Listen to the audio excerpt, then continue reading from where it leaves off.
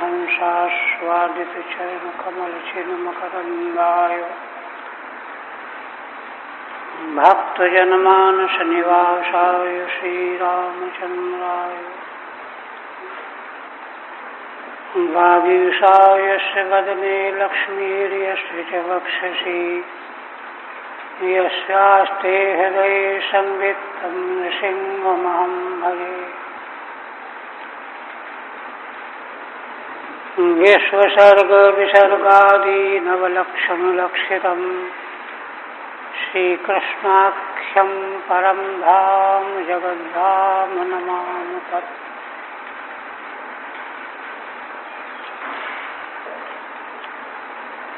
परम आदरणीय यति वृंद, भक्त वृंद एवं श्रोत्र वृंद, श्रीमद् भागवत के नवम स्कंध में षष्ठ अध्याय के अंतर्गत सप्तम मनु के दशम ज्येष्ठ पुत्र इक्ष्वाकु के वंश का वर्णन चल रहा है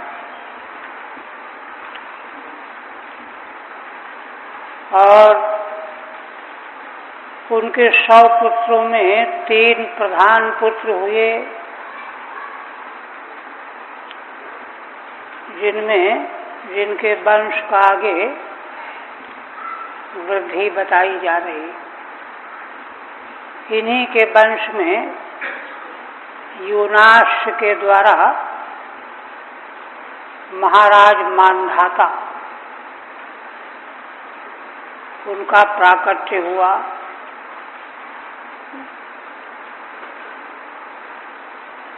महाराज यूनाश संतान रहित होने से खिन्न होकर के जंगल चले गए थे। ऋषियों ने अनुग्रह पूर्वक उनसे ऐन्द्री इष्टि करवाई और उसी से पुंसवन जल का भूल से पान कर लेने के कारण इन्हीं महाराज के दाएं कोष कुक्षी से मानधाता का जन्म हुआ। इनके 3 प्रधान पुत्र हुए, उन्हीं का वर्णन करते हुए चक्रवर्ती सम्राट 34 तक हुआ था। अब आगे भगवान सुखदेव जी वर्णन करते हुए कहने लगे कि सूर्य जहाँ से उदय होता है और जहाँ अस्त होता है वहाँ तक इनका एक छत्र शासन था। सप्तद्वीपवती में कहा शशास अच्युत तेजसा। भगवान की शक्ति इनको प्राप्त थी, उसके प्रभाव से 7 द्वीप वाली पृथ्वी की अकेले रक्षा करते थे।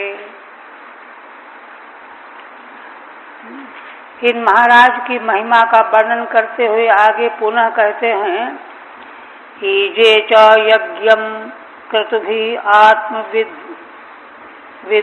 दक्षिणैः सर्वदेवमयं देवं सर्वात्मकमतीन्द्रियम्।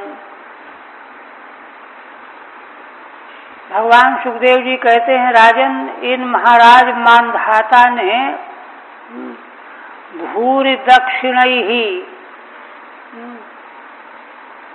आत्मविद भी आत्मविद भूरि आत्मविद संत सत माने बड़े आत्मज्ञानी थे महाराज, किंतु आत्मज्ञानी होते हुए भी बड़ी भारी भारी दक्षिणा वाले अनेकों यज्ञों से इन्होंने भगवान की आराधना की। यज्ञम माने विष्णु, यज्ञो वै विष्णु, क्रतुओं के द्वारा भारी भारी दक्षिणा वाले यज्ञों के द्वारा, क्रतुओं के द्वारा यज्ञ रूप भगवान विष्णु की आराधना की महाराज ने आत्मज्ञानी होते हुए भी। कहते हैं कि सर्वदेवमयम देवम सर्वात्मकम अतीन्द्रियम, वे भगवान विष्णु सर्वदेवमय देखते हुए, भगवान के विष्णु का सर्वदेवमय स्वरूप देखते हुए और सर्वात्मक समझते हुए जो अतीन्द्रिय भगवान है उनकी आराधना की। आत्मविदपि सा यज्ञम विष्णु ईजे, टीकाकार कहते हैं यद्यपि ये महाराज आत्मज्ञानी थे, आत्मज्ञानियों को कर्म से उपरामता हो जाती है, किंतु फिर भी यज्ञ रूप भगवान विष्णु की आराधना करते रहे। तमेव विष्णष्टि, जिन भगवान की आराधना कर रहे थे उनका विशेषण बता रहे हैं, सर्वदेवमयम, वे भगवान सर्वदेवमय, उनकी आराधना करना सर्वदेवों की आराधना करना है। और वे भगवान अतीन्द्रिय हैं। द्रव्यम मंत्रो विधिर्यज्ञो यजमानस्तथर्त्विजः धूमो देशश्च कालश्च सर्वमेतद् यदात्मकम्। ज्ञानी लोगों की आराधना उपासना किस दृष्टि से होती है उसको आगे बता रहे हैं। जैसे श्रीमद् भगवद गीता में ब्रह्म यज्ञ का निरूपण भगवान ने किया 4th अध्याय में। ब्रह्म ही अग्नि है, ब्रह्म ही मंत्र है, ब्रह्म ही होता है, ब्रह्म ही हविष्यान्न है। इसी दृष्टि से इन महाराज ने जो भगवान की आराधना की तो किस दृष्टि से की? कहते हैं द्रव्यम मंत्रो विधिर यज्ञ। द्रव्य माने जो सामग्री यज्ञ में उपयुक्त की जाती है, दुग्ध है, अन्न है, शर्करा है, साकल्य है, ये द्रव्य। मंत्र, विधि माने विधान, यज्ञ का जो विधान होता है, और यज्ञ क्रिया 4, यजमान यज्ञ करने वाला अधिकारी यजमान 5, और उस यज्ञ में सम्मिलित होने वाले ऋत्विजगण, और धर्म। धर्म क्या है? वैदिक याग से उत्पन्न होने वाला अपूर्व धर्म का नाम है। धर्म ने अपूर्व, जो फल प्राप्त होने को प्रकट होता है, अपूर्व। मीमांसक उसका नाम अपूर्व देते। देशस्य कालस्य, देश काल, किस देश में आराधना होनी चाहिए, किस काल में होनी चाहिए। सार्वमेतद् यदात्मकम्, ये सब कुछ जिनका जिनका उल्लेख किया गया, सामग्री द्रव्य है, मंत्र है, विधान है, यज्ञ है, यजमान है, ऋत्विज हैं, सब ब्रह्मात्मक हैं। तो यदात्मकम, जिनका स्वरूप है ये सब के सब, उन्हीं भगवान की आराधना की। तो ज्ञानियों की आराधना इस दृष्टि से होती है। ठीक है? नहीं, यावत् सूर्य उदेति स्म यावच्च प्रतिष्ठति। भगवान सूर्य जिस उदयाचल पर्वत पर प्रकाशित होते हैं, उदित होते हैं, और प्रकाश करते करते दिन भर में फिर जहाँ अस्ताचल को जाते हैं, यावच्च प्रतिष्ठति माने अस्ताचल को जाते हैं। सर्वं तद यौवनाश्वस्य मान धातु क्षेत्रमुच्यते। वह सारा भूमंडल यौवनाश्व के पुत्र यौवनाश्व मानधाता, मानधाता का राज्य शासन है, भूलोक है, भूमंडल है। प्रतिष्ठत्यस्तम गच्छति। भगवान सूर्य जहाँ से उदित होते हैं और जहाँ प्रतिष्ठित माने जहाँ अस्त होते हैं, अस्ताचल पर्वत पर, वहां तक कि सारे भूमंडल की भूमि महाराज के अधिकार में है। ये महिमा बताई।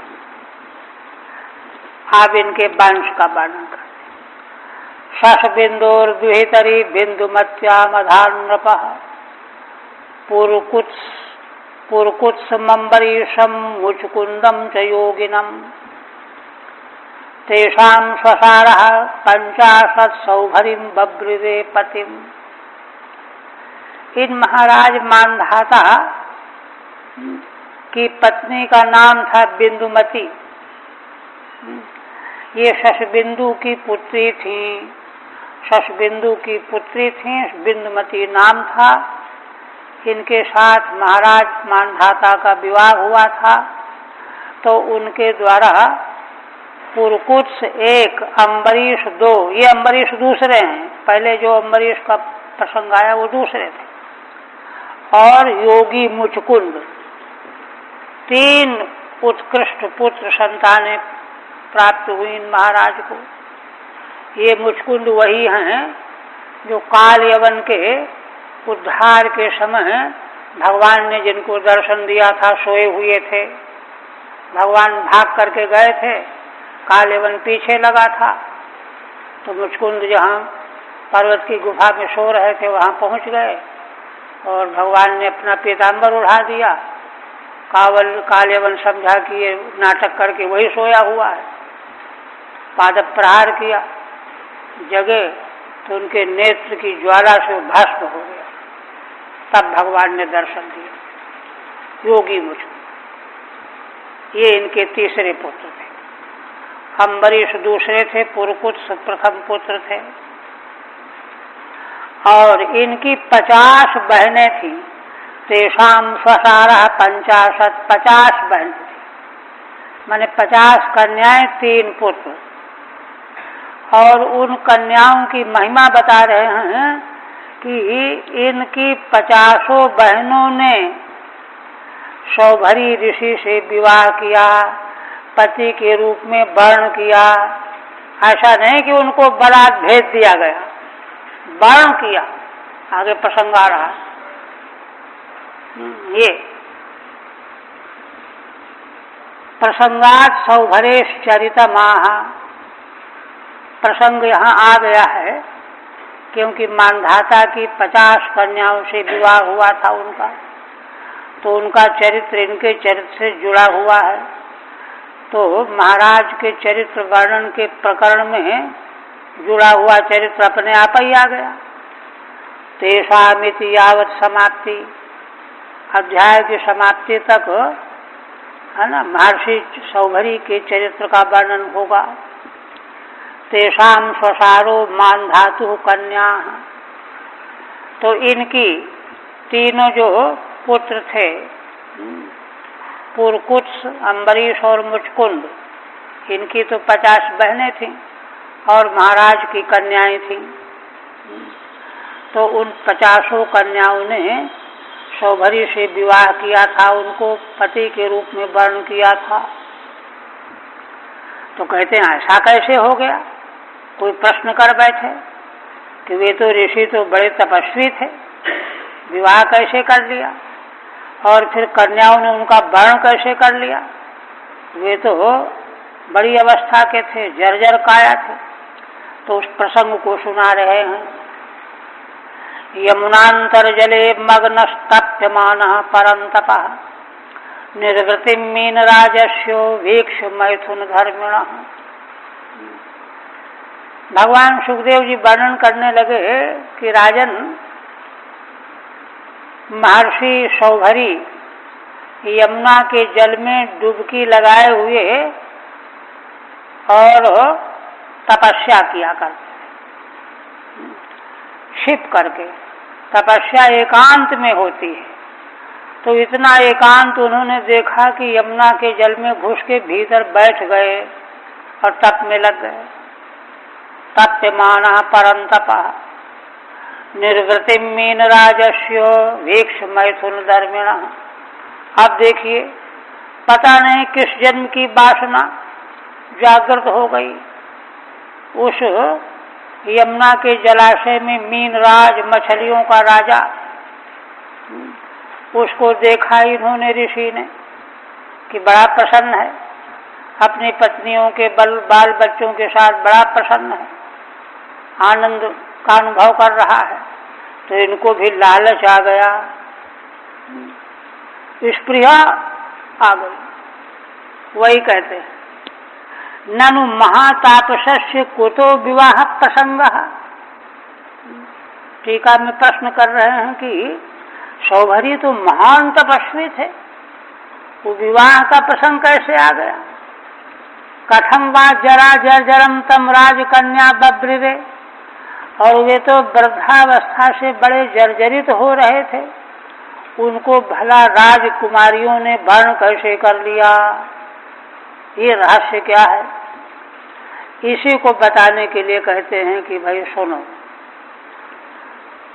यमुनांतर जले तो षड्भी 6 श्लोकों से यह स्पष्टीकरण किया जा रहा है। तो उन्होंने तपस्या करते करते, है ना, मछलियों को अपने बाल बच्चे पत्नियों के साथ बड़ा प्रसन्न देखा, तो वासना जग गई। जात स्पृहो नृपम विप्रः कन्या में कामयाचत। अब इनको जब स्पृहा जग गई तो ब्राह्मणों को तो बड़ा सम्मान था समाज में, तुरंत चले गए महाराज मानधाता राजा थे और कहा कि राजन हमको एक कन्या दे दो, हम विवाह करना चाहते हैं। देखिए, सोप्यागृहताम ब्रह्मण कामम कन्या स्वयंवरे। अब महाराज ने जवाब क्या दिया? कहा ठीक है, हे ब्रह्मण, जो इच्छा से मेरी कन्या आपको पति के रूप में स्वयंवर में वर्ण कर ले जाइए आप। कैसे कह दिया? नृपम मानधातारम, मानधाता के पास गए। सोपि मानधाता स्वयंवरे कामम गृहता मिथ्या। तो उन्होंने भी, है ना, खंडन नहीं किया, निषेध नहीं किया। ठीक है, ठीक है, जो कन्या आपका वर्ण कर ले आप ले जाइए, ये कह दिया। तो ऋषि समझ गए।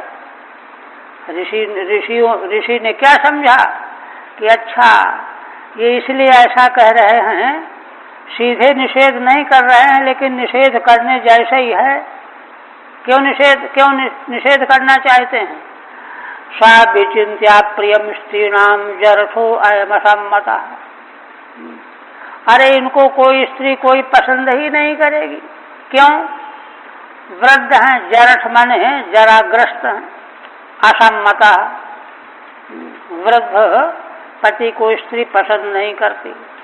बलि पलित एजत को, तो क्या प्रमाण है कि वृद्ध हैं? तो बलि पलित, इनके बाल पक गए हैं, सफेद हो गए हैं, और इतना ही नहीं, इनका शरीर भी कांपने लगा है। एजत कहा, है ना, जिनका देह कांप रहा है, हाथ कांप रहे, पैर कांप रहे हैं, है ना। तो इसीलिए महाराज ने एक तरह से अप्रत्यक्ष रूप से खंडन कर दिया है। इत्यहम प्रत्युदायी होता, ऐसा मान करके कोई कन्या इनका वर्ण करेगी नहीं, क्योंकि ये तो बेकार हो चुके हैं, शरीर कांप रहा है, बाल पक गए हैं, इसलिए टालने का एक बहाना उन्होंने बना दिया। ठीक है, सविप्रह स्त्रीणाम अप्रियम माम विचिन्त्य अनेन अहम प्रत्युक्ता। उन ब्राह्मण देवता सौभरी ने समझ लिया कि मैं स्त्रियों के लिए अप्रिय हो गया हूँ, यही सोच करके महाराज ने मुझे सूखा जवाब दिया है। प्रत्युक्ता माने निराक करता है एक तरह से। अतः आत्मानं तथा साधयिष्यामीति व्यवसिता, इसलिए अब मैं अपने को ऐसा संपन्न करूंगा जिससे कोई भी स्त्री मुझे इनकार न करे, निश्चितवानिति द्वयोरन्वयः, ये दोनों श्लोकों का अन्वय है। अप्रियत्वे हेतु, अप्रिय क्यों है? तो हेतु बता रहे जरठो वृद्धा, जराग्रसित है, देह वृद्ध है। बलिभिर युक्त पलितश्च, झुर्रियां पड़ गई हैं, और पलितश्च माने केश सफेद पक गए हैं। एजत कह कंपमान शिरा, सिर इनका हिलने लगा है। तापसत्वादिना वा असम्मतो अहमिति कृत्वा, अथवा इस सबका तात्पर्य यह भी है कि तपस्वी होने से मैं स्त्रियों के लिए असम्मत हूँ, ऐसा मान करके महाराज ने 2 टके का जवाब दे दिया है, ऐसा सोचा।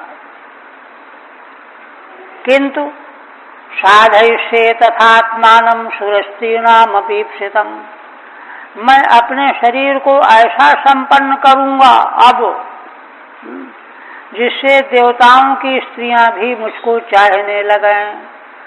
सुरस्त्रीणामपीप्सितम् साधयिष्ये किं पुनर्मनुजेन्द्राणाम इति व्यवसितः प्रभु।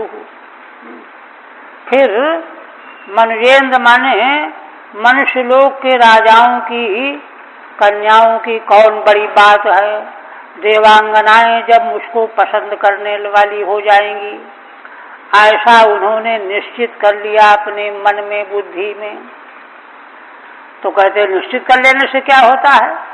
तो कहते नहीं, निश्चित करने में और वैसे होने में वे समर्थ थे प्रभु।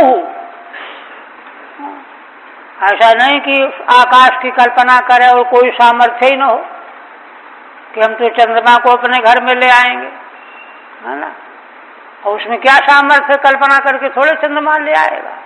किंतु इनकी कल्पना निरर्थक नहीं थी, समर्थ थे ये।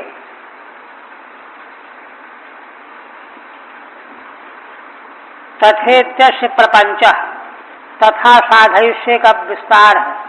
सुरस्त्रीणाम अपीप्सितम, देवांगनाओं के लिए भी मैं ईप्सित अपना स्वरूप प्रकट करूंगा।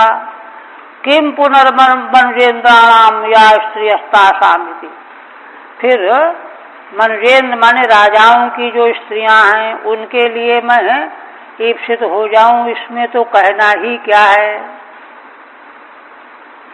ऐसा संकल्प किया।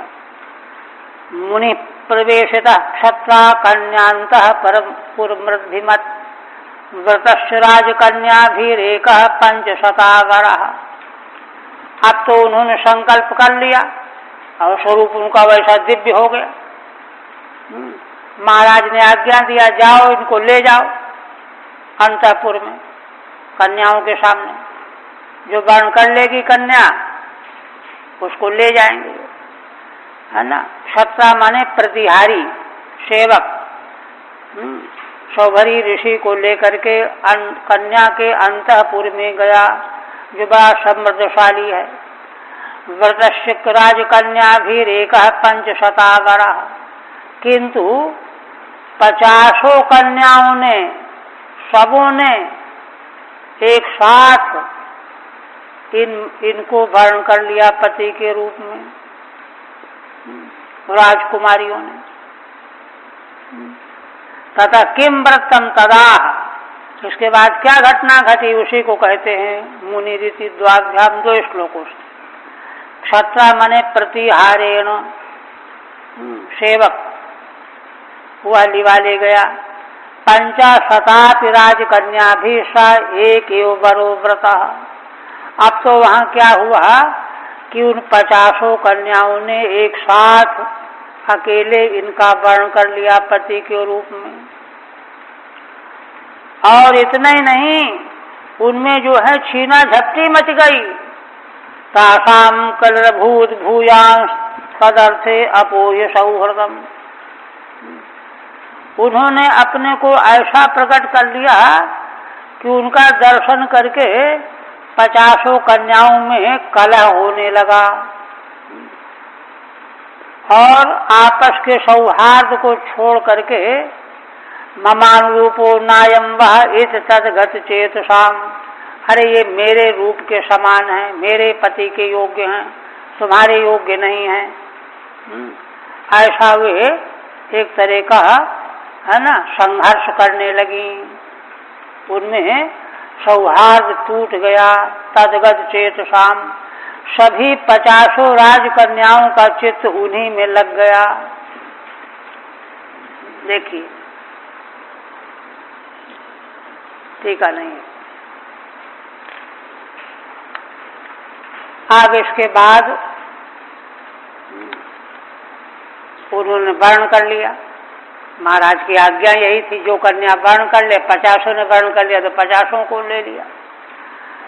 साभद्रजस्ताभिरपारणीयो तपस्या नर्घ्य परिच्छदेषु गृहेषु नानोपवनामलाम्भस्सरस्सु सौगंधिक काननेषु। अब महर्षि सौभरी मानधाता की 50 कन्याओं को लेकर के आ गए और अपने तपोबल के द्वारा दिव्य निवास भवन संकल्प के द्वारा प्रकट कर लिया। और उस भवन में सब प्रकार की सुख सुविधा की सामग्री तैयार हो गई और वे सुखपूर्वक उन कन्याओं के साथ निवास करने लगे। वही कहते हैं वहव्रज शाखा माने वैदिक थे, वहव्रज शाखा के अध्येता थे। ताभी पत्नी भी उन 50 राजकुमारी कन्या जो उनकी पत्नी हो गई हैं, उनके साथ वे विहार करने लगे। कहाँ विहार करने लगे? तो अपारणीय तपस्या नर्घ्य परिच्छदेषु। जिन सौभरी महर्षि का तप अपारणीय है, जिसका पारावार नहीं है, उस तपस्या से प्राप्त हुई जो श्री शोभा, उसके प्रभाव से अनर्घ्य जो परिच्छद माने उपकरण, मकान, पलंग, अलमारियां, वस्त्र, अलंकार, पात्र, ये सब परिच्छद हैं, बेश कीमती। ये सब उनके तप प्रभाव से प्रकट हो गए, है ना। ऐसे जहाँ मौजूद है ऐसे भवन बन गए गृहेषु, और 50 कन्याओं के लिए अलग अलग 50 भवन तैयार हो गए। नानोपवना मलाम्भस्सरस्सु सौगंधिक काम काननेषु। उन 50 घरों में अलग अलग के लिए उपवन, समीप में बगीचा घूमने के लिए, और बगीचों में अमन निर्मल जल से भरे हुए जलाशय, तालाब, जल विहार करने के लिए, जिनमें सौगंधिक फूल खिले हुए हैं। ऐसे फूलों वाले वृक्षों से युक्त जो कानन माने वन बने हुए हैं, उनमें वे अपनी पत्नियों के साथ विहार करने लगे। ठीक है। तब से गार्हस्थ्यम वर्णयति, 4 श्लोकों के द्वारा महर्षि सौभरी का गार्हस्थ सुख वर्णन किया जा रहा है। 4 श्लोकों से। वह व्रज मंत्र सामर्थ्य मुक्तम, वह व्रज शाखा के अध्येता थे, तो मंत्र, वैदिक मंत्रों का सामर्थ्य उनमें है। वे ताभी सह रेमे इत्युत्तरेणान्वयः, उन 50 अपनी पत्नियों के साथ विहार करने लगे। ऐसा अन्वय होगा, वाक्य बनेगा।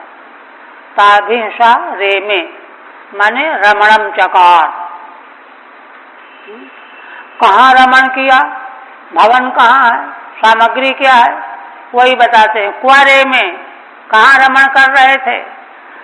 अपारणीयम दुरंतम यत् तपः, जिनके तप का कोई पार नहीं है। कितना तप है, तपोबल है। दुरंतम यत् तपः तस्य श्रिया समृद्ध्या, उस तप की समृद्धि से प्राप्त होने वाली जो सामग्रियां, अनर्घ्या परिच्छदा। अनर्घ्य माने वेश कीमती, जिनकी कीमत आंकी न जा सके, अरबों खरबों की संपत्ति की वस्तुएं। येषु तेषु गृहेषु, ऐसी सामग्रियां जिनमें मौजूद हैं उन घरों में वे विहार करने लगे। तेषु गृहेषु और तथा नाना विधेषु उपवनेषु च, और नाना प्रकार के उपवनों में भी विहार करने लगे। उपवन कैसे हैं? अमलानि अम्भांसि येषाम तेषु सरसु च, निर्मल जल जिनमें भरा हुआ है, ऐसे जलाशयों में भी जल क्रीड़ा करके विहार कर रहे हैं। कथम भूतेषु, कैसे जलाशय हैं? सौगंधिका नाम कल्हारा नाम च काननानि स्तोमा येषु, जिन जलाशयों के तट में सुगंधी फैलाने वाले वृक्षों के झुरमुट खिले हुए हैं, उन स्थानों। और क्या क्या है? महारशय्यासन वस्त्रभूषण स्नानानुलेपाभ्यवहार माल्यकैः, स्वलंकृत स्त्री पुरुषेषु नित्यदा रेमेनुगायद द्विजभृंग बंदिषु। कहते हैं कि महार माने विशेष कीमती शैया, पलंग, आसन, बैठने की जगहें, वस्त्र, आभूषण और स्नान के पहले अनुलेपन, उपटन आदि। अव्यवहार माने भोजन, दिव्य, मालाएं, और इन सबों के द्वारा। स्वलंकृत स्त्री पुरुषेषु नित्यदा, और उन महर्षि के भवनों में सुंदर वस्त्र और अलंकारों से अलंकृत सैकड़ों स्त्री पुरुष सेवा के लिए हाजिर हो रहते थे। स्वलंकृत स्त्री पुरुषेषु नित्यदा रेमेनुगाय द्विजभृंग बंदिषु, और ऐसे भवनों में वे रमण कर रहे थे जिनमें भृंग, द्विज माने पक्षी, पक्षी जहाँ पर चहचहाते रहते थे, भृंग माने भंवरे, और बंदी जन महर्षि का यशोगान किया करते थे। 3 तरह का गान, पक्षियों का गान, भृंगों का गान और बंदी जनों के द्वारा यशोगान। उसके मध्य में वे अपनी पत्नियों के साथ विहार किया करते थे। ठीक है।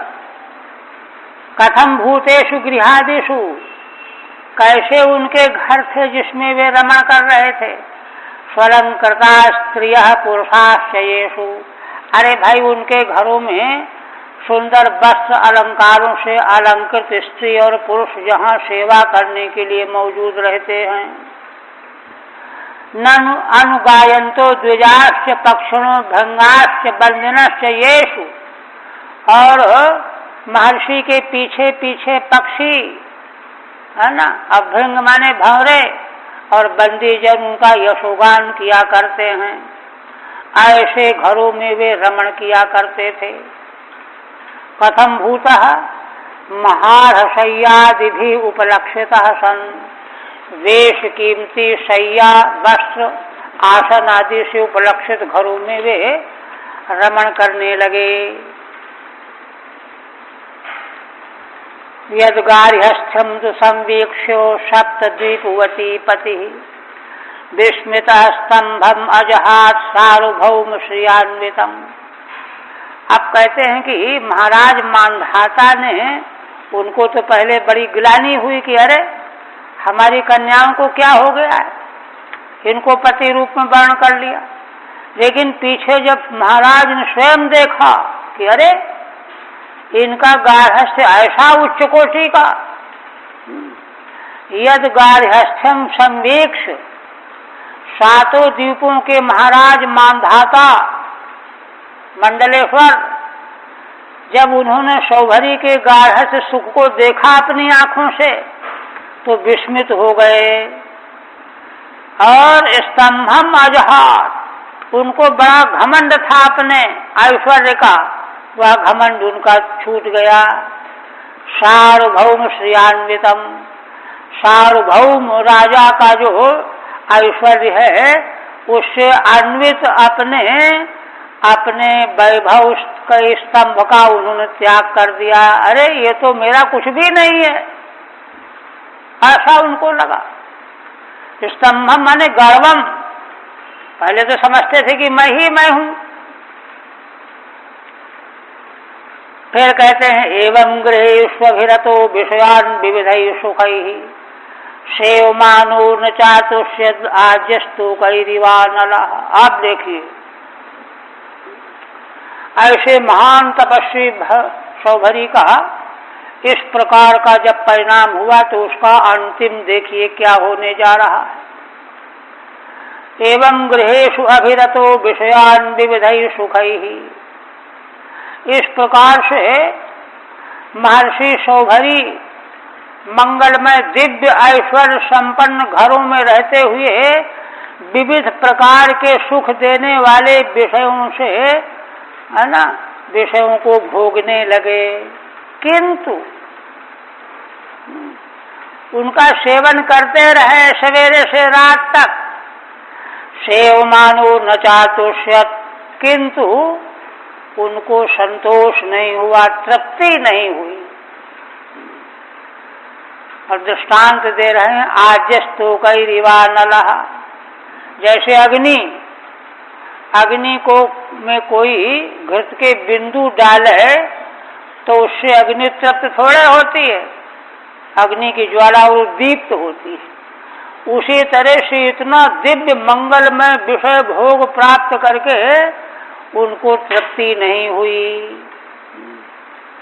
असंतुष्ट ही बने रहे, बल्कि भोग वासना की अग्नि और प्रज्वलित होती चली गई। यह है जीवन का सार, संसार के जीवन के अनुभव का सार यहाँ बताया गया है।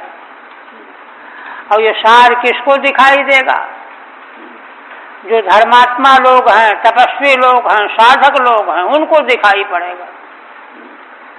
जो जिनमें धर्म नहीं, तप नहीं, भगवान के प्रति सद्भावना नहीं, वे तो बेहोशी में जीते रहते हैं, कुछ होश नहीं रहता।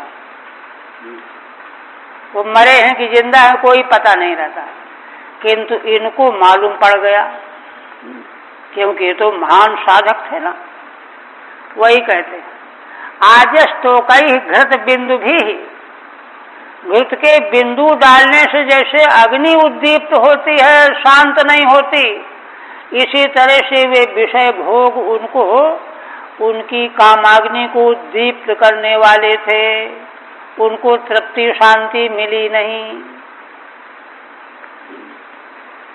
अब देखिए असंतोष मिलने लगा, है ना। असंतोष मिलते मिलते क्या हुआ, विवेक का तकाजा बता रहा। सा कदाचित उपासीनः आत्मा पन्नौ मात्मनः ददर्श बहव्रताचार्यो मीन संग समुत्थितम। कहते हैं देखिए, महाराज कहा करते थे कि देखो ये वैदिक और पौराणिक इतिहास जो है गड़े मुर्दे उखाड़ना नहीं है। कुछ लोग कहते हैं अरे क्या गड़े मुर्दे उखाड़ रहे हो, पुरानी बातों को कह रहे हो। महाराज कहते हैं कि इनमें जीवन का सार बताया गया है, उससे अपने को समझो, इसलिए ये प्रसंग प्रस्तुत किए गए हैं। कहते थे कि देखो पुराणों में किन चरित्रों का वर्णन किया जाता है। तो महाराज उदाहरण देते, कहते देखो नगर पालिका में जन्म और मृत्यु का रजिस्टर रहता है, किंतु उस रजिस्टर में मनुष्यों के घर में कौन पैदा हुआ कौन मरा उसका हिसाब किताब रखा जाता है। अब शहर में तो कीड़े मकोड़े कितने मरते हैं, पैदा होते हैं रोज, पशु पक्षी मरते हैं, पैदा होते हैं, उनका हिसाब थोड़ा रहेगा वहाँ। इसी तरह से महाराज कहा करते थे कि पुराणों और इतिहासों में है ना, उन्हीं व्रतों को प्रस्तुत किया गया है जिनकी ओर दृष्टि डालने से जीवन बदल जाए। अगड़म बगड़म का वर्णन यहाँ नहीं है। तो क्या कह रहे हैं? सा कदाचित उपासीन आत्मा पन्नवमात्मन ददर्श भद्राचार्यो मीन संग समुत्थितम। भगवान सुखदेव जी कहते हैं कि राजन, एक दिन वे बैठे हुए थे।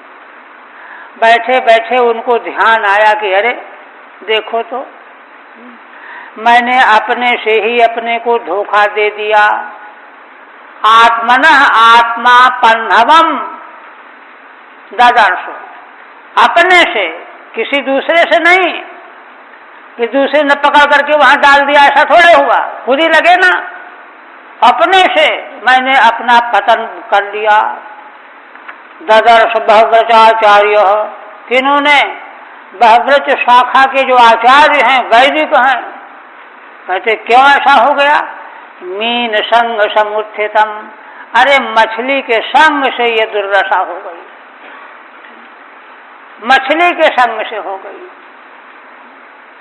फिर भला बताओ, अपने बराबर वालों को देखेंगे तो कितना पतन हो जाएगा। यहाँ तो जो है निकृष्ट जीव के संग को देख करके परिवर्तन आ गया। ठीक है। इदानीम तस्यानुताप पूर्वकम वानप्रस्थाश्रममाह, अब आगे उनके अनुताप का वर्णन करते हुए वानप्रस्थी होने का प्रसंग बता रहे हैं। सा कदाचित सप्तविशाच श्लोकों में क्या उनको ध्यान आया? आत्मनो मनसो हेतो,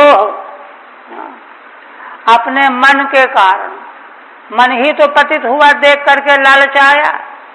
आत्मना अपन्नवम, अपना अपन्नव माने तप की हानि देखी। हाय हाय, हमारा सारा तप नष्ट हो गया। और तप कितना जबरदस्त था कि जो है उस अवस्था में सभी राजकुमारियों ने वर्ण कर लिया।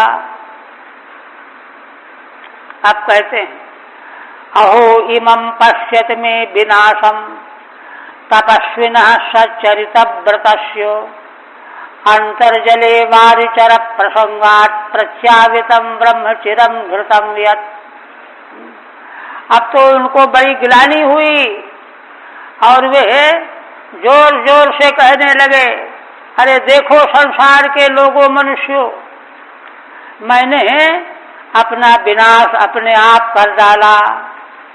इमं में विनाशम पश्यत, मैंने देखो कैसे अपना नाश कर लिया, इसको देखो तुम लोग। तपस्विनः सच्चरित व्रतस्य, मैंने अपना विनाश कैसा, मैं तपस्वी था और सच्चरित्र का व्रत लेकर के पालन करने वाला था, और ऐसे मैंने अपना विनाश स्वयं कर लिया। क्यों कर लिया भाई? जब तुम जानते हो तो बता रहे कारण। अंतर्जले वारिचर प्रसंगात्, अरे यद्यपि रहता था मैं जल के भीतर, वहां बारी माने पानी में चलने फिरने वाले जीव, वही मछली, उनका संग होने से, उनके संग में पड़ करके प्रत्यावितम ब्रह्मचिरम धृतम यत्, जो तप चिरकाल से मैंने धारण कर रखा था ब्रह्म तेज, उसका मैंने नाश कर डाला, प्रच्युत कर डाला, नष्ट कर डाला, बिगाड़ डाला। संचापौ चरित व्रतस्य योहम तस्य, जो सतरूप है ना, चरित्र का व्रत है, ऐसा मैं था, उस तप का मैंने नाश कर डाला। इसलिए भाई देखो, तुम लोग मुझसे शिक्षा ले लो। क्या शिक्षा ले लो? संयम त्यजेत मिथुन वृत्तिनाम मुमुक्षु सर्वात्मना न विसृजेत बहिरिंद्रियाणि एकश्चरन् रहसि चित्तमनंत ईशे युंजीत तद्व्रत सुसाधुश्चेत प्रसंग। शोभरी जी कहते हैं कि देखो, अगर मोक्ष तुम चाहते हो, मुमुक्षु हो, तो मिथुन व्रतिनाम संयम त्यजेत। हाँ, तो जो साथ साथ रहने वाले स्त्री पुरुष पति पत्नी जीव हैं, देखिए केवल मनुष्य के लिए नहीं, मिथुन व्रती पशु पक्षी कोई भी हो, उनसे दूर रहो। केवल मनुष्य की बात नहीं है, उनका संग छोड़ दो, है ना। सर्वात्मना, सब प्रकार से, मनसा वाचा कर्मणा, न शरीर से उनके पास रहो, न मन से सोचो, न वाणी से बोलो। न विसर्जेत बहिरिंद्रियाणी, है ना, बाहरी इंद्रियों को बाहर मत निकलने दो, उनको बंधन के भीतर डाल के रखो, समेट के रखो। हाँ, क्यों? देखो मैंने लापरवाही की, प्रमाद किया। एकश्चरन् रहसि चित्तमनंत ईशे, मैं अकेले एकांत में रह रहा था और चित्तम अनंत ईशे युंजीतो, इसी तरह से अनंत ईश्वर में चित्त को लगा देना चाहिए। या तो अपने चित्त को अनंत भगवान में लगा देवे, अथवा तद्वत साधु चेत प्रसंग, अगर प्रसंग आ ही जाए तो भगवान को चाहने वाले जो तद्व्रती, जिनको दुनिया का कुछ नहीं चाहिए, केवल भगवान को चाहने वाले साधु जन हैं, उन्हीं के पास बैठना उठना चाहिए। संग करे तो साधुओं का करे, चित्त को लगावे तो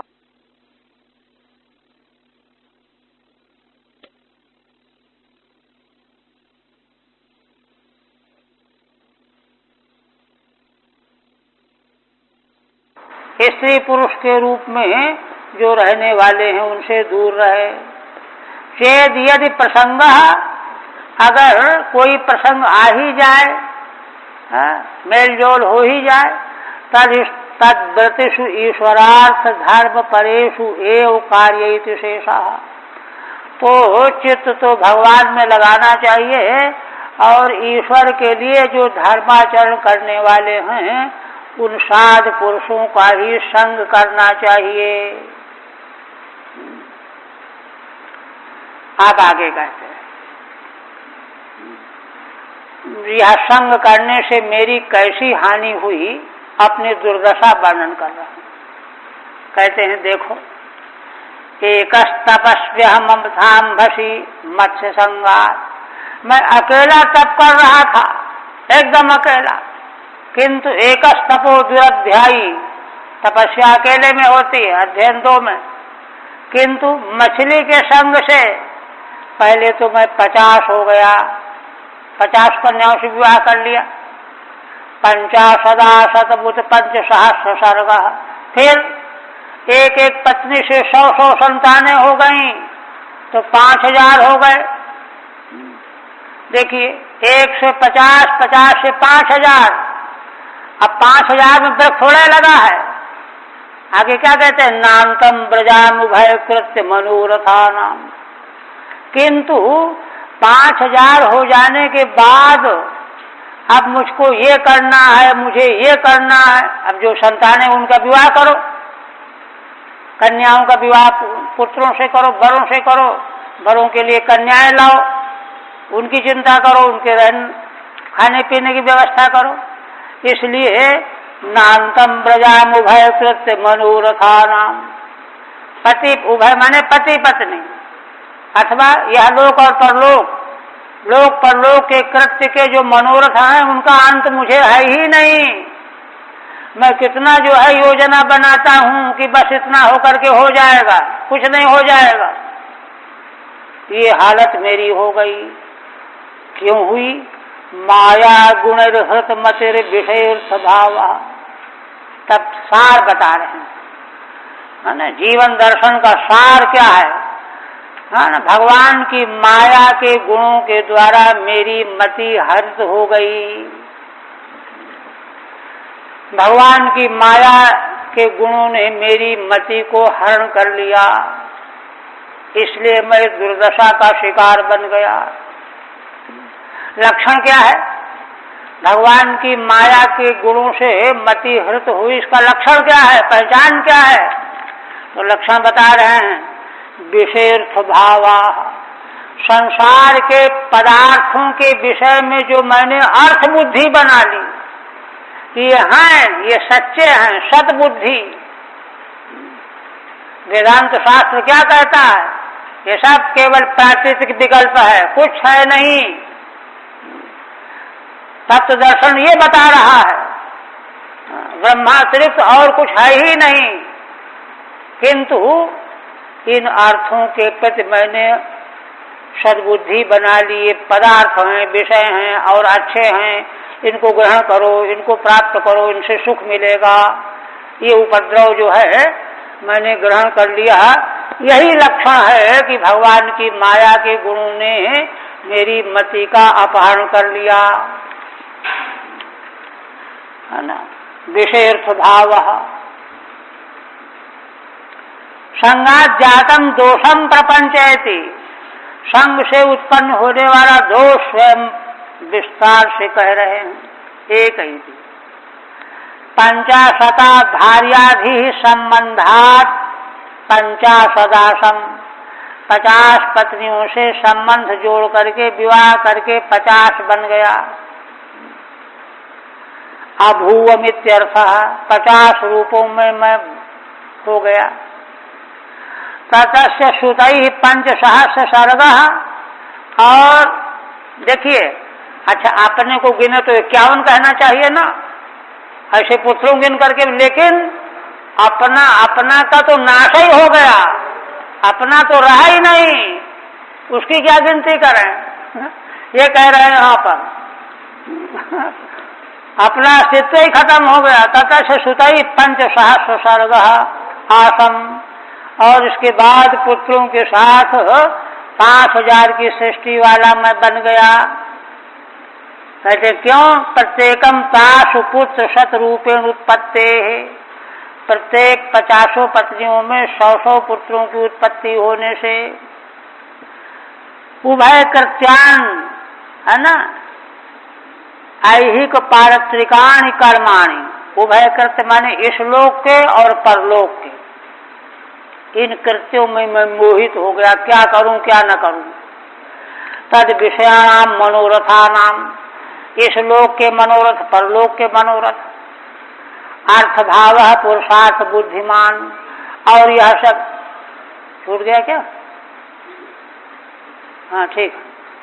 अर्थ भाव का मतलब इन भगवान की माया के गुणों में मैंने अर्थ बुद्धि बना ली, ये भी पुरुषार्थ रूप हैं, इनको पाना चाहिए, इसलिए मेरा नाश हो गया।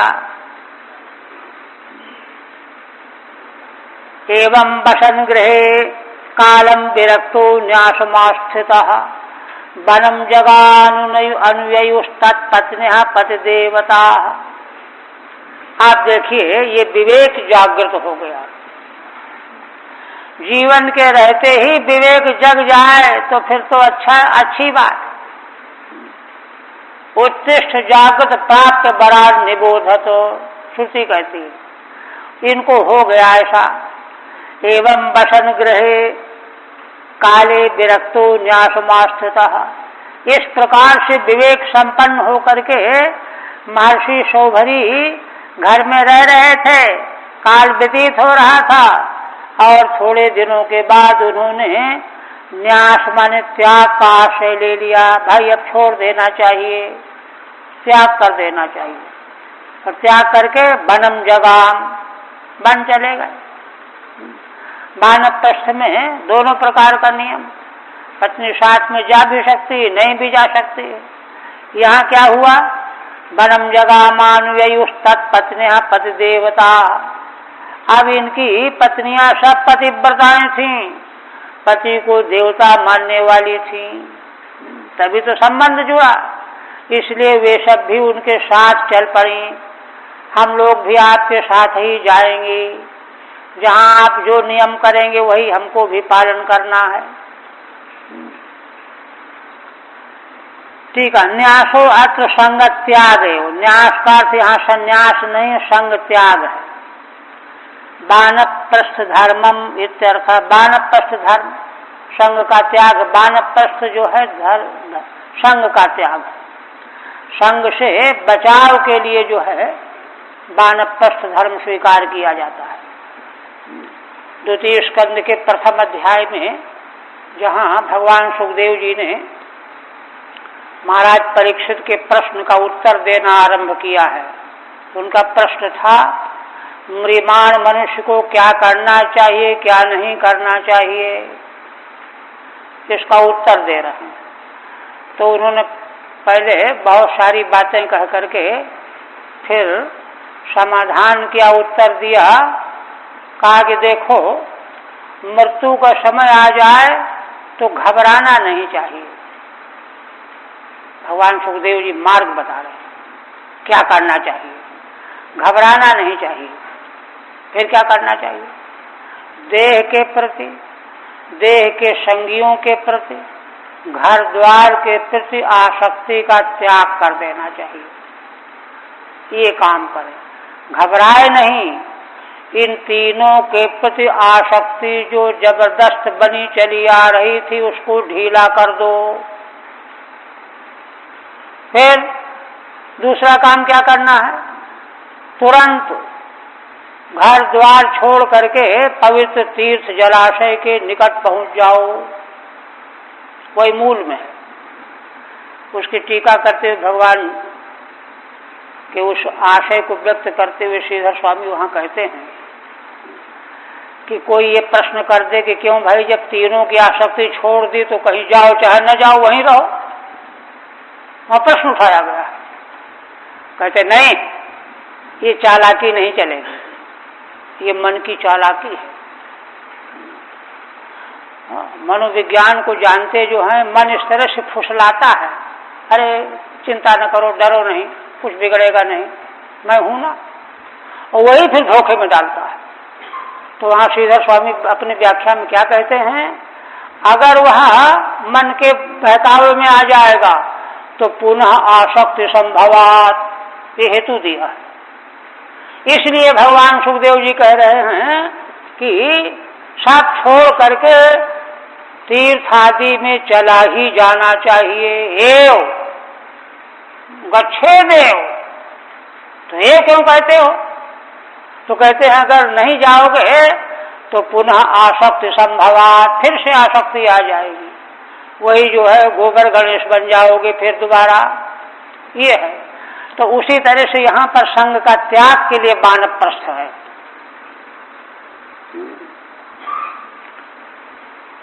फिर अच्छा, तत्र तत्वा तपस्तीक्षम आत्मकर्षणमात्मान शैवाग्निभिरात्मानम ययोज परमात्मनि। आप देखिए, ये उत्तम उच्च कोटि के सूर्य वंश के महान पुरुषों का व्रत है, चरित्र है ना। कहते वहां गए संकल्प की दृढ़ता के साथ, मजबूरी में तो कुछ नहीं होता। कहते हैं तत्र गत्वा तपस्तीव्र तीक्ष्णम, वहां जाकर के उन तीक्ष्ण तप किया,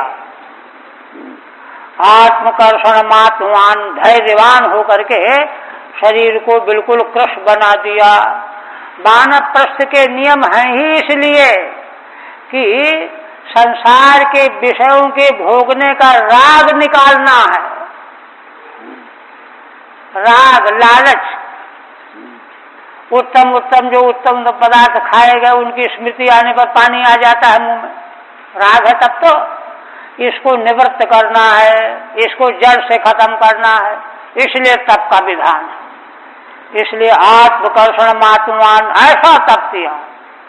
और शैवाग्निभिरात्मानम ययोज परमात्मनि, और ये तो याज्ञिक थे, वैदिक थे, है ना, आहिताग्नि है ना, और जो है आवनी अग्नि, इन सभी अग्नियों को उन्होंने अपने भीतर आत्मा में समाविष्ट कर लिया। हाँ, पीछे आ चुका है ना सप्तम स्कंद में वानप्रस्थ के नियम के वर्णन के प्रकरण में, वही बात यहाँ कह रहे हैं कि सभी अग्नियों के साथ उन्होंने अपनी चेतना को भगवान परमात्मा में जोड़ दिया। परमात्मन योयोज, टीका नहीं है। आगे फिर क्या किया देखिए। ता स्वपत्युर महाराजो निरीक्ष्याध्यात्मिकी गतिम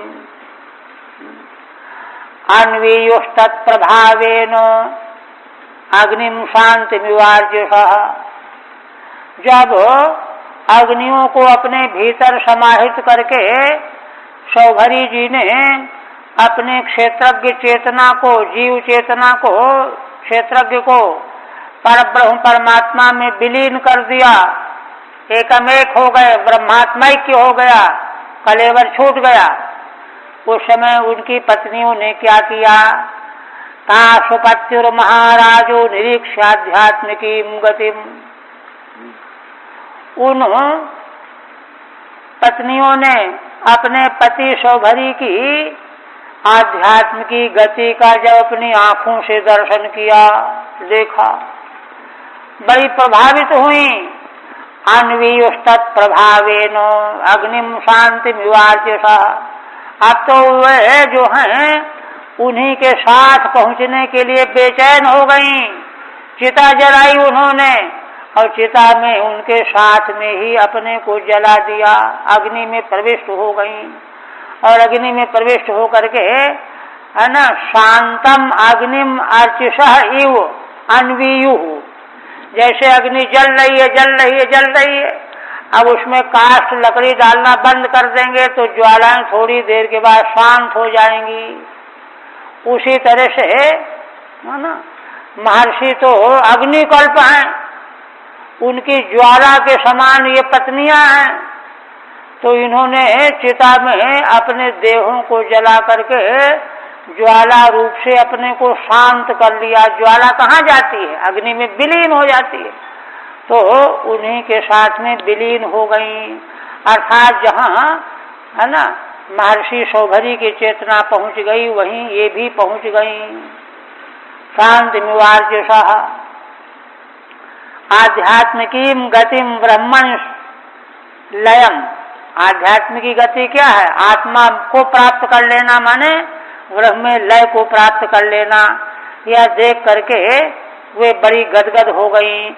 उन्होंने भी अपने शरीर को चिता की अग्नि में जला करके उनका सायुज्य प्राप्त कर लिया।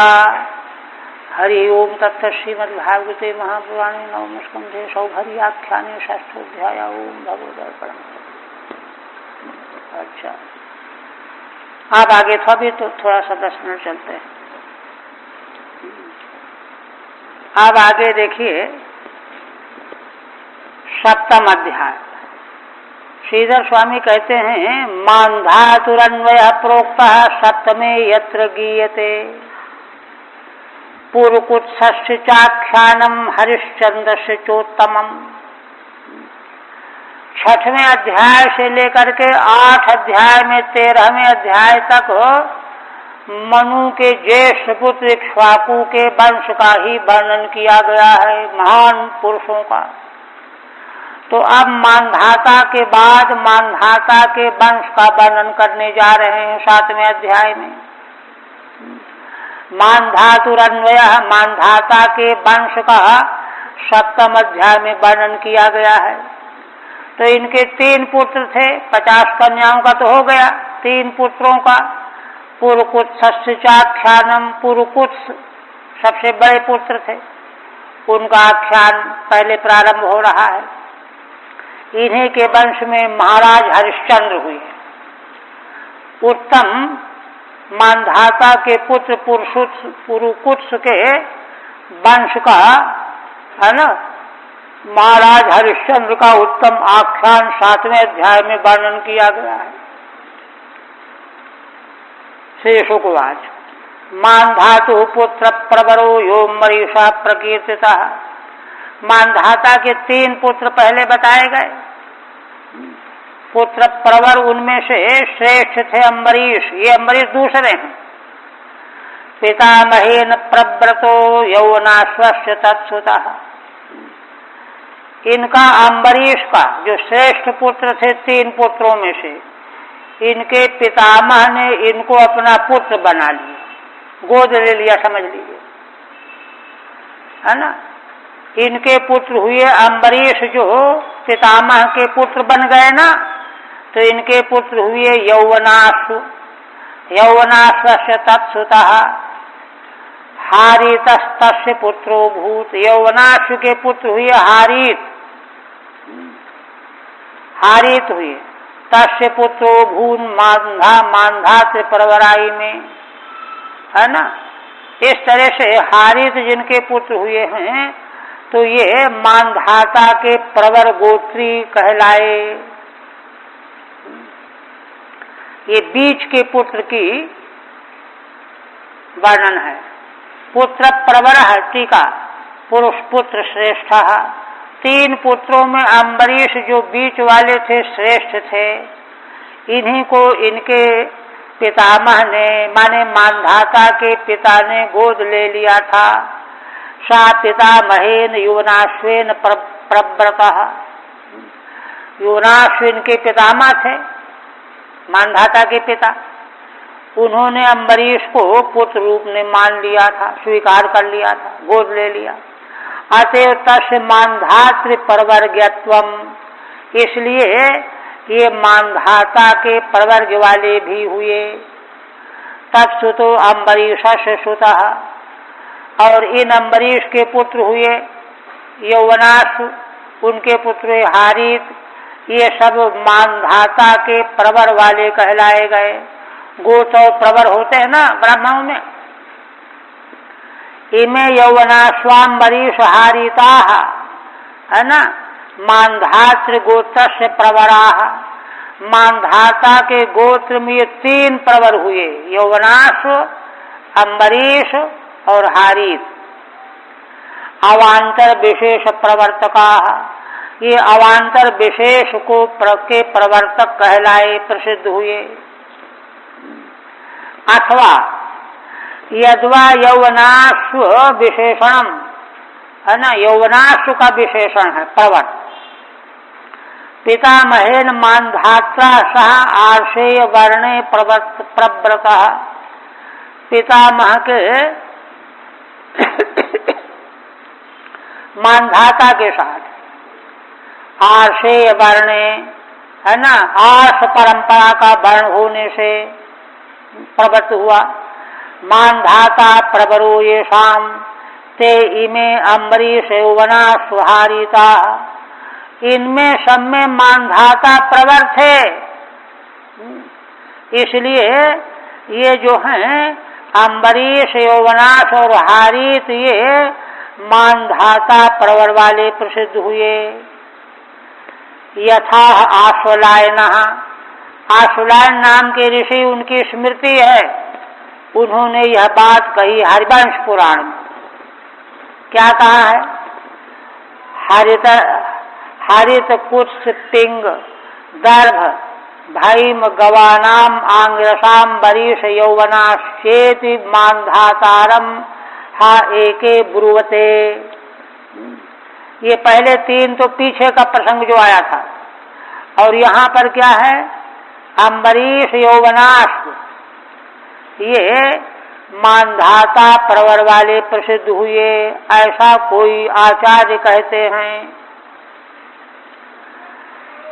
अतीत्यांग सम्मानधात्र अम्बरीश यौवनाश्चेति इति, इन्होंने अंगिरा गोत्र, मांधाता, अम्बरीश और यौवनाश, इनका अतिक्रमण किया था। ये इनकी महिमा आश्वलायन ऋषि कहते हैं। इति, इस प्रकार से ये 3 जो है माने 2 ढंग की बात हो गई। एक तो यौवनाश्व प्रवर वाले कहलाए और एक मांधात्र प्रवर वाले कहलाए। तो दोनों पक्ष ऋषियों के अपने अपने मत के अनुसार हैं। अब आगे नर्मदा भ्रातृभिर्दत्ता पुरकुत्सायोरगई, 3 पुत्रों में से अम्बरीश का वर्णन हो गया। अब ज्येष्ठ पुत्र जो पुरकुत्स थे, पुरकुत्स को का विवाह हुआ था नागों की बहन नर्मदा के साथ। हाँ, नर्मदा को अपनी बहन को नागों ने पुरुकुत्स को दे दिया था। तया रसातलम ने तो भुजगेंद्र प्रयुक्तया, और उस नर्मदा ने क्या किया, पुरुकुत्स के साथ विवाह हो गया और सर्पों की प्रेरणा से नर्मदा अपने पति पुरुकुत्स को लेकर के रसातल गई और वहां जाकर के क्या किया, गंधर्वान नवधि तत्व बध्यान वही विष्णु शक्त द्रुप, है ना। पुरुकुत्स ने नर्मदा अपनी पत्नी के साथ रसातल में जा करके जो गंधर्व ऐसे वहां थे जो मारने ही लायक थे, तो भगवान विष्णु की शक्ति प्राप्त करके पुरुकुत्स ने उनका वध कर डाला। जब वध कर डाला, क्योंकि वे नागों को बड़ा क्लेश देते थे, इसीलिए उनको बुलाया गया था, तो नागों ने प्रसन्न होकर के वरदान दिया पुरुकुत्स को, नागा लब्ध बरप सर्पाद भयम स्मरतामिदम। नागों ने प्रसन्न होकर के वरदान दिया कि हे वत्स जाओ, जो कोई तुम्हारा यह वृत्तांत स्मरण करेगा उसको सर्पों से कोई भय नहीं रहेगा। तो ये वरदान दे दिया। टीका, पुरुकुत्सस्य वंशम कथयिष्यन् नादौ तावत् तस्य विवाहम प्रभावम चाह, है ना। मानधाता के जो प्रथम ज्येष्ठ पुत्र थे पुरुकुत्स, अम्बरीश का तो हो गया, तो उनका वंश वर्णन करने के पहले उनका विवाह कहाँ हुआ, उनका प्रभाव क्या था, यह कह रहे हैं। उर्गई भ्रातृभिर्वा दत्ता नर्मदा, है ना। नर्मदा के भाई सर्पों ने अपनी बहन को पुरुकुत्स को दे दिया था, उसके साथ विवाह हुआ इनका, और वह इनको लेकर के अपने पति को लेकर के रसातल लोक गई। वहां जाकर के इन्होंने मारने लायक गंधर्वों का वध कर डाला। बध्यान बधारहान सज पुरुकुत्सो नागा लब्ध बरो अभूत, और वहां उनको वरदान मिला नागों से। क्या वरदान मिला, वरमाह इदम नर्मदया रसातला नयनादिकम स्मरताम सर्पाद भयमिति। देखो, जो कोई भी हमारी बहन नर्मदा के साथ तुमको यहाँ लाया गया, तुम्हारे द्वारा दुष्ट गंधर्वों का वध किया गया, इसका जो स्मरण करेगा कोई भी, उसको सर्पों से कोई भय नहीं रह जाएगा। ये वरदान दिया। इसके बाद तशब्दस्यु पौरुकुत्सो योनरण्यस्य देहकृत, इनका पुत्र हुआ, पुरुकुत्स का पुत्र हुआ त्रिशब्दस्यु एक, और त्रिशब्दस्यु के पुत्र हुए अनरण्य। हर्यश्वस्तत्सुतस्तस्माद् अग्नो अथ त्रिबंधन, और अनरण्य के पुत्र हुए हर्यश्व, तीसरा वंश। इनके पुत्र हुए अरुण, अरुण के पुत्र हुए त्रिबंधन, ये हो गए। देहकृत पिता माने अनरण्य का के पिता हुए, है ना। त्रिशब्दस्यु देह उत्पन्न करने वाला पिता होता। त्रिशब्दस्यो सुतो अनरण्य इत्यर्थ, माने त्रिशब्दस्यु के पुत्र अनरण्य हुए। तस् सत्यव्रत पुत्र त्रिशंकुर विश्रुता, और इनके त्रिबंधन के पुत्र कौन हुए, सत्यव्रत, है ना। त्रिशंकुरित विश्रुता, उनके पुत्र हुए त्रिशंकु, अथवा इन्हीं का जो है त्रिशंकु के नाम से विख्यात हुए ये सत्यव्रत ही, है ना। उनके पुत्र जो सत्यव्रत, ये ही आगे चल करके त्रिशंकु के नाम से प्रसिद्ध हुए तीनों लोकों में।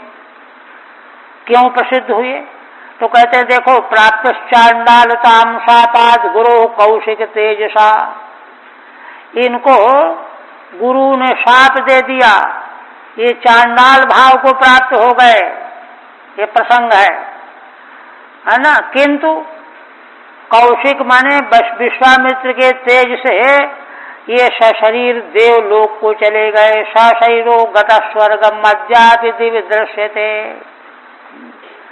ये शरीर के सहित स्वर्ग लोक गए विश्वामित्र के प्रभाव से, और आज भी ये बीच में लटके हुए दिखाई देते हैं।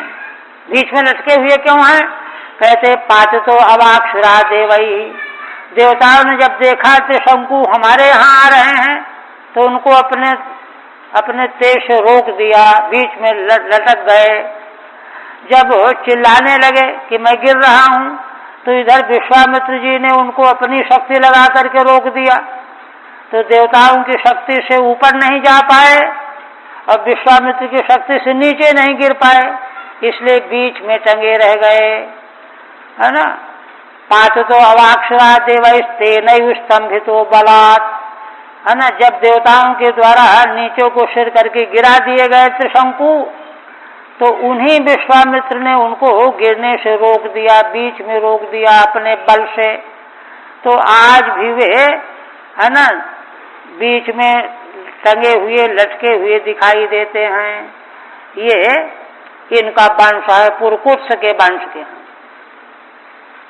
टीका में कह रहे हैं त्रयः शंकवः, इनका त्रिशंकु नाम क्यों पड़ा? त्रयः शंकवः इव दुख हेतवो दोषा यस्यासौ त्रिशंकु। इनके तीन खूंटे की तरह से दोष के हेतु थे, तीन पाप थे, इसीलिए इनका नाम त्रिशंकु पड़ा। तदुक्तम हरिवंशे, हरिवंश में कहा गया है। तीन दोष कौन कौन से हैं? पितुश्चा परितोषेण गुरुर्दोग्धी बधेन च। एक तो पिता इनसे संतुष्ट नहीं थे और गुरु की गऊ का इन्होंने वध कर डाला था। अप्रोक्षितोपयोग योगाच्च, और शास्त्र से अननुमत का उपयोग किया इन्होंने। त्रिविधस्ते व्यतिक्रम, तीन प्रकार के अपराध इनके थे, बड़े जबरदस्त, इसलिए इनका नाम त्रिशंकु पड़ा। आगे वर्णन किया गया है कि परिणीयमान विप्र कन्यापहरणात् क्रुद्धस्य गुरु पितु शापात्, है ना। ब्राह्मण कन्या जो विवाहित थी उसका अपहरण किया था इन्होंने, इसलिए क्रुद्ध होकर के गुरु और पिता दोनों ने शाप दे दिया। किंतु आगे चल करके कौशिक से विश्वामित्र से तेजसा प्रभावेण, उनके प्रभाव से ये स्वर्ग भेज दिए गए, किंतु देवताओं ने इनको वहां से गिरा दिया। फिर विश्वामित्र जी ने उनको नीचे जमीन पर गिरने नहीं दिया। इस तरह से ये बीच में आकाश में आज भी लटके हुए दिखाई देते हैं। इन्हीं के पुत्र हरिश्चंद्र होंगे, यह वर्णन आगे कल है।